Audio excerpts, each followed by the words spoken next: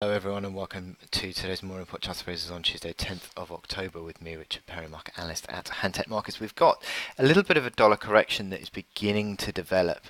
This is coming with the dollar index just falling away in the last couple of days. We had treasury markets that were closed yesterday for Columbus Day, but today the yields have just pulled back slightly, and that is helping to drag the dollar lower.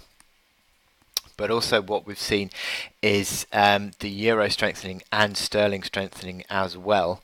Euro strength coming on the back of comments, or relatively hawkish comments, I suppose, from ECB's Lausnenschlager, talking about the rolling back of asset purchases coming next year, but also the fact that on the UK side, sterling has been supported by sort of reasonably sort of more stable, or certainly less hectic outlook for UK politics than we had at the back end of last week. Yeah, we've seen a little bit of sterling stability in the last couple of days, and that's driven a bit of a rally. Gold is also corrective in the last couple of days now, sort of $29 up from the low of 1260 that we saw on Friday in the wake of payrolls. So yeah, there's some interesting moves that we're seeing against the dollar as the markets recover a little bit. There's a relatively stable outlook on equities, although the DAX is underperforming slightly. Although the CAC has actually also dropped away in the last few minutes as well. So FTSE is holding up relatively well. But yeah, it's interesting that we're seeing a little bit of this consolidation coming as Wall Street has just sort of drifted off in the last couple of days. Nothing too significant though quite yet.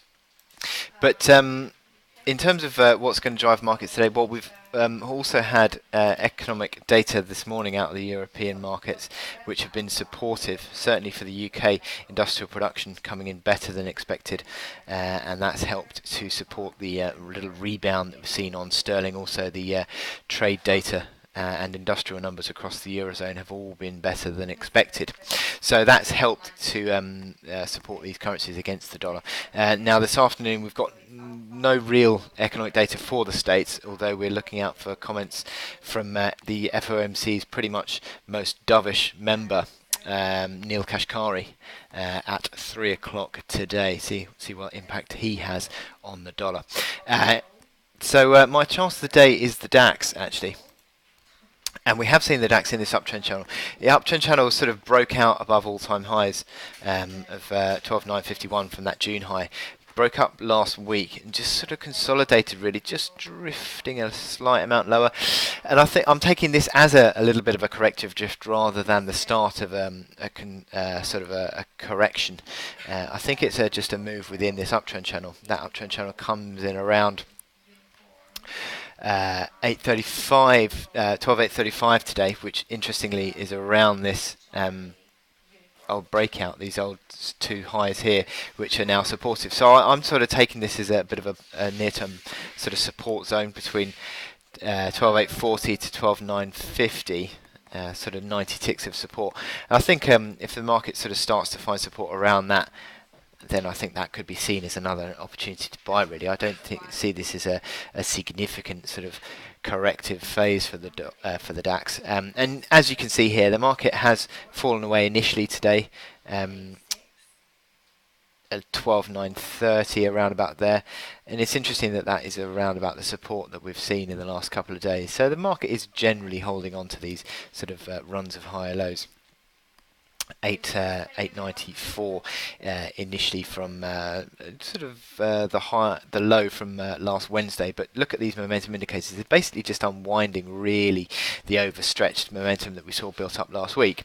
You sort of zoom back and you see the RSI continually finding support around that sort of mid-40s area, and we're sort of back towards there now. So and also the MACD line is back towards the level at which the buying pressure tended to come back in through mid-late September.